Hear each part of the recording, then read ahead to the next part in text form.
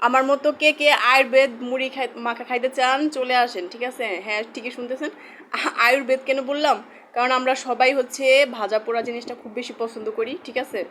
ভাজা পোড়া জিনিসটা আমরা ম্যাক্সিমাম বাইরে থেকে কিনে খাই। এই যে আমি কিন্তু কিছুই বাইরে থেকে কিনে নিয়ে আসি না। এই বুট, এই পেঁয়াজ ও আলুর চপ, বেগুনি, তারপরে হচ্ছে আপনার চিকেন ভাজা, সব কিছুই কিন্তু বাসায় করছি, ঠিক আছে?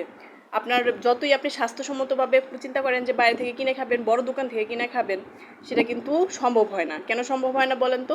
কারণ ওরা কিন্তু নিজেদের লাভের জন্য বা নিজেদের প্রফিটের জন্য কি করবে, আপনার এই আপনার বারবার তেলটা ইউজ করবে, সেটা আপনার জন্য কিন্তু ক্ষতি হবে। তো আপনি অল্প পরিমাণ বানিয়ে খান, বাসায় বানিয়ে খান, স্বাস্থ্যসম্মত বানিয়ে খান। আর আমাদের বাংলাদেশের মধ্যে ম্যাক্সিমাম মানুষের সমস্যাই হচ্ছে কি জানেন? ম্যাক্সিমাম মানুষের হচ্ছে ডাক্তারের কাছে যায় হচ্ছে এই ভাজা পোড়া খাওয়ার জন্য, ঠিক আছে? ভাজা পোড়া খাওয়ার জন্যই কিন্তু মানুষের রোগটা কিন্তু বেশি হয়। ভাজা পোড়া যত আপনি অ্যাভয়েড করার দরকার নেই, আপনি স্বাস্থ্যসম্মতভাবে বাসায় বানায় খান। আপনাকে কে বলছে আপনার যে বাইরেই খাইতে হবে, বাইরে থেকে কিনে আনতে খাইতে হবে?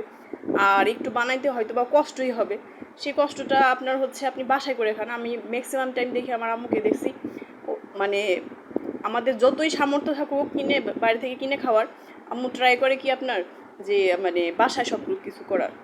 তো ম্যাক্সিমাম টাইম কী করবেন, এই ভাজা পোড়া জিনিসটা বাইরে থেকে কিনে খাওয়া থেকে অ্যাভয়েড করার চেষ্টা করবেন, ঠিক আছে? বাসায় স্বাস্থ্যসম্মতভাবে করে খাবেন, বাসায় করে খাবেন, সেটা আপনার নিজের স্বাস্থ্যের জন্য ভালো। আর 2 দিন পর পর হচ্ছে আপনি ঢাকা মেডিকেল যান বা যে কোনো হসপিটালেই যান, দেখবেন যে বেশিরভাগ রোগীরই হচ্ছে মেন সমস্যা হচ্ছে এই যে গ্যাস্ট্রিক, আলসার, এই টাইপের সমস্যাগুলো বেশি হয় ভাজা পোড়া বেশি খাওয়ার জন্য। তো চেষ্টা করবেন বাসায় খাওয়ার, ঠিক আছে?